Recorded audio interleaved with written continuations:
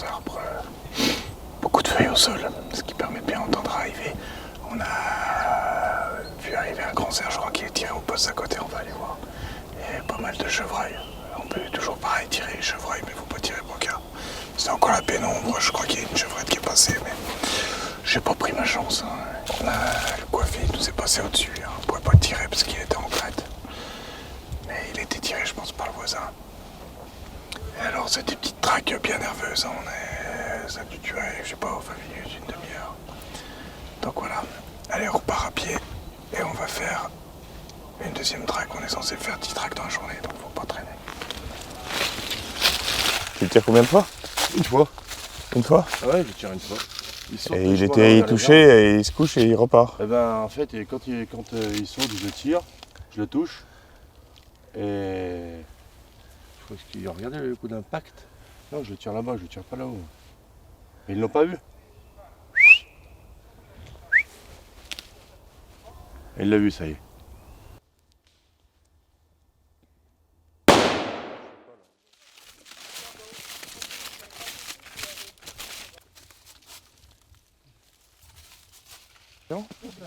Félicitations, c'est moi qui l'avais. C'est bon, bien, bravo. Nous on a 2-3 chevreuils qui nous arrivent, plus le coiffé, je le vois en crête, je peux pas le tirer comme ça, tu vois. T'as pas fort? Des coiffés ou des cerfs des cerfs tout court? Oh là là.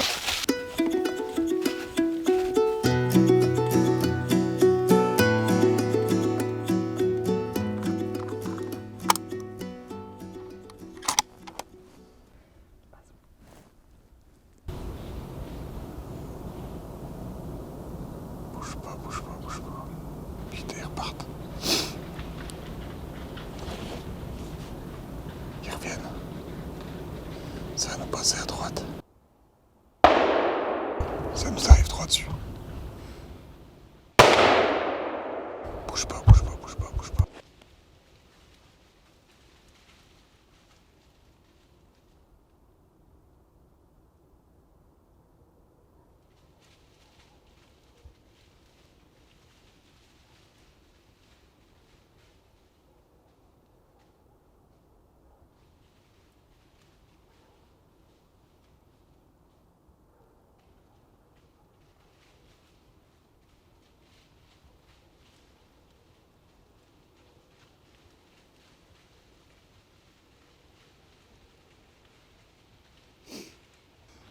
Tu comprends le pas de mouvement là. On est à 25 mètres. Les mecs. Je suis à découvert. Ils me regardent. Ils savent pas ce que c'est. Je bouge pas d'une oreille.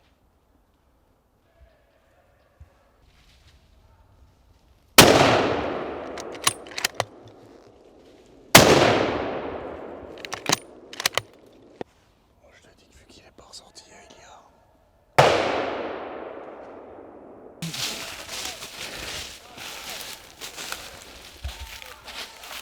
Gratuluję, masz ból.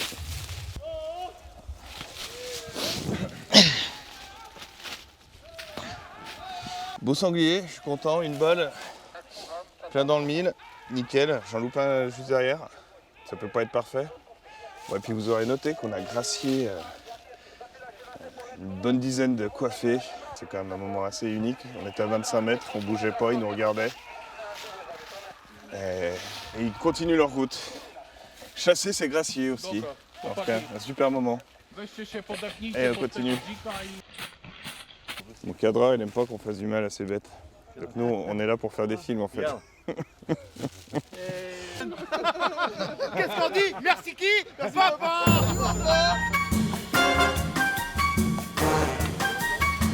Sylvain ou Vinvin, tu es d'où? Bourget-du-Lac. Bourget-du-Lac, donc en Savoie. En Savoie, vers Chambéry. Et tu fais quoi dans la vie? Je bosse au Goupil. Au Goupil. Ah, tu bosses donc Avec Tom. avec Tom, que tu connais comment, j'imagine? On était à l'école ensemble, au lycée. Ok. Tu peux nous raconter un peu comment tu chasses en France, quel type de chasse, où? Moi je chasse beaucoup donc en battu, Bourget-du-Lac principalement, au chien courant et puis donc sanglier chevreuil. Après on fait un peu de chamois, on a quelques bracelets, mais c'est principalement au chien courant, le sanglier et le chevreuil. Et t'es plutôt dans la traque ou plutôt posté? Non, ou... je postais. T'es posté? Ouais. J'élève les chiens avec mon père, mais je suis posté. Ok. Et tu chasses ailleurs en France? Bah, j'ai jamais eu trop l'occasion d'aller. Je vais un peu dans le Gard justement avec mes chiens, dans le Gard et la Drôme. Et sinon, non, je reste assez en Savoie. Savoie, Haute-Savoie. On a déjà 3 cercles de tirer. Strzelamy jednego byka i macie wszyscy łączność ze sobą, że jak ktoś strzeli, to żeby od razu po linii podał, nie?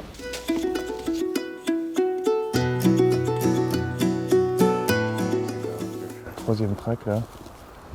Il y a déjà eu deux belles tracks, hein. Un coiffé dans la première, qui vient mourir à côté, qui sera tiré par les deux postés voisins.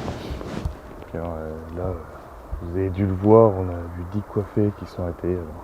On avait une bonne discussion avec Fabien sur il ne faut pas bouger, il ne faut pas bouger, il ne faut pas bouger.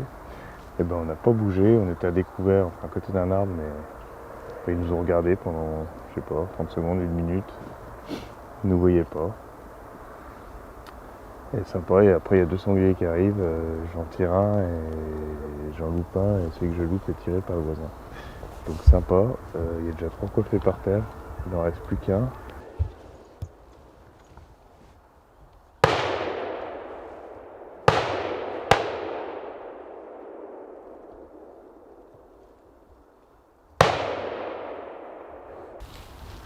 Je pense qu'on n'est pas au bon endroit. Nous, on est un peu à Couillonville, par contre. Il y a dû avoir au moins 10 coups de carabine sur l'autre ligne. Ça va peut-être revenir. Je capte pas ce qui se passe. Ah, nous on n'a rien vu, et ça tirait dans tous les sens, y compris pas très loin, je comprends pas ce qui s'est passé.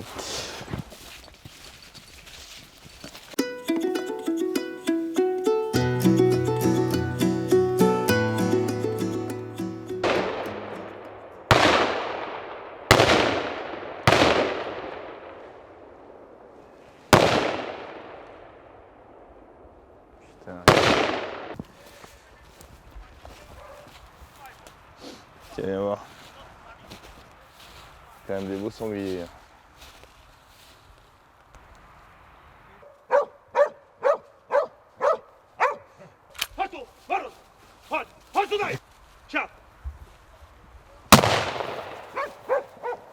Là il est mort. Bon Adrien, combien de balles? T'as fait combien de balles là? 4 balles. Et 3 sangliers. Ouais. Bravo. Premier triplé. Jamais fait de doublé. Jamais fait doubler direct le triplé. Ouais. C'est cool.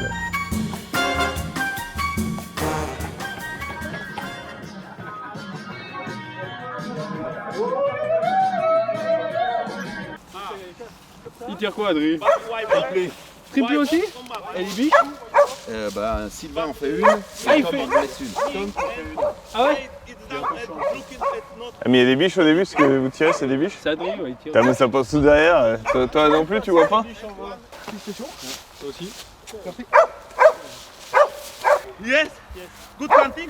Putain, moi j'ai pas de cul quoi. day. Yes. But yesterday, not good hunting. My colleague, first day. One day ago. Et t'as vu les deux autres? Et la biche, t'as le gros noir là, t'as vu comme il est descendu? Putain, j'ai pas réussi à le Il est doubler. parti tout en travers comme ça. Ouais. T'en tues une, toi, de biche? Non, mais je peux pas les tirer, je voyais les guides, j'avais en pleine tête. Il y avait l'arbitre derrière. Moi, ça va, il y avait une creuse. Je peux pas la tirer. Tu tirais les biches à lui, elle était devant lui, non? Ouais, Ouais, mais moi je peux pas le tirer. tirais de côté. Pareil. J'ai la route. de question. Bon Adrien, tu fais quoi dans la vie? Je suis paysagiste à mon compte. Voilà. On est 3. Ok, et toi comment t'arrives dans la bande? C'est tout par l'intermédiaire de Rodolphe. On est mon deux copains, on se connaît depuis 25 Ok. ans. Donc c'est Rodolphe on que chasse tu ensemble. connais, Ouais, voilà. On t'a qu'à chasser ensemble dans la Dombe, canard. Puis après, on s'est suivis Alsace, Bourgogne, forêt domaniale du Semnoz au-dessus d'Annecy, une chasse privée là. En fait tu chasses quasiment toutes les chasses, tu chasses On chasse avec tous Rodolphe. ensemble. quoi. Ouais, ouais, on est un petit groupe super soudé, une bonne équipe. On s'entend, on a la même éthique et Ok, donc t'es dans le détail, tu chasses en Haute-Savoie, près ouais. du lac d'Annecy, tu chasses quoi? Beaucoup chamois, j'adore le chamois. J'adore l'approche. Voilà, cerf, sanglier, on va aussi un petit peu au petit gibier, bécasse et coq. Parce que j'ai un Musterlander, un petit Musterlander. Que t'emmènes au petit et au gros également? On fait tout, ouais. C'est des chiens polyvalents, Je connais bien. elle est exceptionnelle.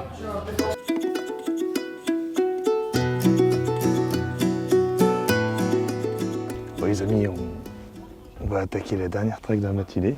Alors, matinée qui a été prolixe, hein. C'est un euphémisme, il y a vraiment beaucoup de sangliers qui ont été tirés. C'était quand même assez joli, il y a beaucoup de gens qui se sont fait plaisir, donc c'est pas mal. On fait une dernière track avant midi, après on va manger un petit bout et on en fait un certain nombre cet après-midi. Et là on a un poste assez atypique, on est en retour et on est sur la plaine, on s'autorise des tirs de longueur.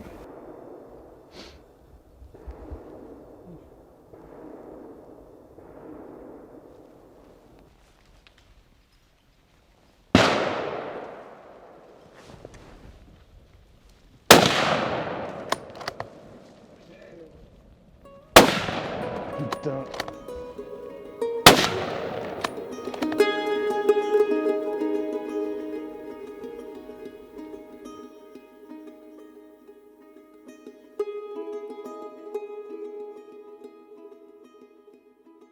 Je voulais vous parler aujourd'hui du viseur point rouge Acro C1 de chez Aimpoint que nous avons testé récemment. Comme vous pouvez le constater, c'est un viseur point rouge de petite taille, de faible encombrement. C'est un des plus petits du marché dans sa catégorie. Il faut dire qu'il a d'abord été conçu pour équiper des armes de poing. Donc il ne fallait qu'un encombrement le plus réduit possible. Ce que l'on peut dire aussi, c'est que rien ne dépasse. Il est compact, ce qui est intéressant à la chasse, mais évidemment c'était prévu pour équiper des armes de poing, donc il fallait que ça puisse rentrer et sortir des holsters. C'est donc robuste, ça s'adapte à toutes les situations de combat pour les armes de poing et de chasse lorsque c'est monté sur une carabine. Comme vous le voyez, il n'y a pas de manette extérieure de réglage. Tout se fait sur des boutons qui sont intégrés dans le corps lui-même du viseur. La variation de l'intensité lumineuse du point rouge se fait, je vais vous le montrer, en actionnant les boutons moins et plus qui sont ici. Extrêmement simple. L'arrêt du viseur se fait en appuyant de manière continue pendant 1 ou 2 secondes sur les 2 boutons en même temps. La pile peut se changer sans démonter le viseur, ce qui permet de garantir la pérennité du réglage du point d'impact. Le réglage du point d'impact, justement, se fait très facilement avec une clé qui est fournie lorsqu'on achète le Acro C1. Il suffit ensuite d'aller sur le site de Aimpoint, de charger une cible, de la placer à 25 mètres et de monter les clics correspondants pour être en cible.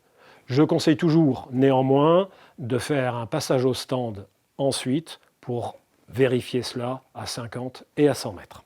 Le C1 est proposé avec un point rouge de 3,5 MOA, ce qui est parfait pour le tir en battu et qui permet de couvrir à peu près toutes les situations de 10 jusqu'à une centaine de mètres en fonction des animaux que vous pouvez rencontrer.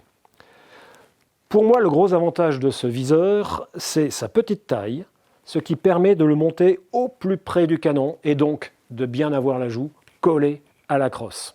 Évidemment, comme il est de petite taille, il est de faible poids, il ne pèse que 60 grammes, ça ne rajoute pratiquement rien au poids de votre arme. Il faut noter aussi que, comme tous les viseurs Aimpoint, il n'y a pas de parallaxe, donc le point visé et le point touché, quelle que soit votre position derrière l'arme. Pour moi, on a affaire là, avec ce Acro C1, à un viseur innovant qui devrait séduire beaucoup d'amateurs.